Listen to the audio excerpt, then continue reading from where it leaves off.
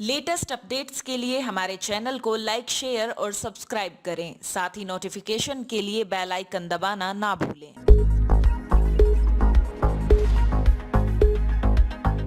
देश में फैले कोरोना संक्रमण के चलते प्रवासी मजदूरों को सरकार के द्वारा उनके घरों तक सुरक्षित पहुंचाया जा रहा है। देश के अलग अलग राज्यों में फंसे राजस्थान के प्रवासी मजदूरों को वापस उनके घरों तक लाना बेहद खुशी की खबर है, लेकिन कहीं ना कहीं यह चिंता की बात भी है।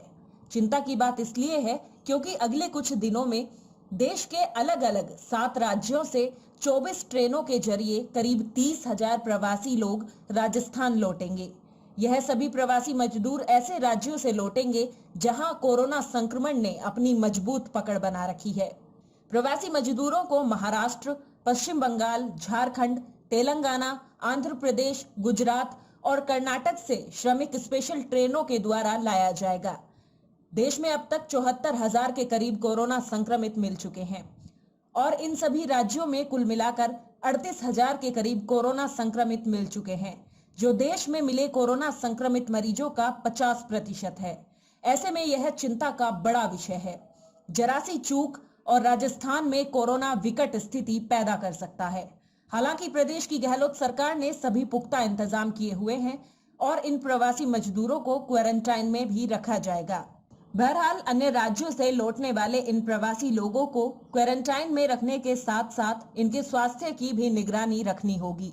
प्रवासी मजदूरों का कोरोना संक्रमित राज्यों से वापस राजस्थान लौटना चिंता का विषय इसलिए भी है क्योंकि राजस्थान के 2 जिले प्रवासी मजदूरों के आने के बाद ही कोरोना संक्रमण की चपेट में आए हैं। दरअसल पिछले दिनों जालौर और सिरोही जिले में प्रवासी मजदूरों के आगमन से ही कोरोना संक्रमण ने दस्तक दी थी। इससे पहले इन दोनों जिलों में कोरोना संक्रमण का एक भी पॉजिटिव मरीज नहीं मिला था। वहीं बता दें कि उदयपुर जिले में भी प्रवासियों के आने से कोरोना संक्रमण तेज रफ्तार के साथ फैला है।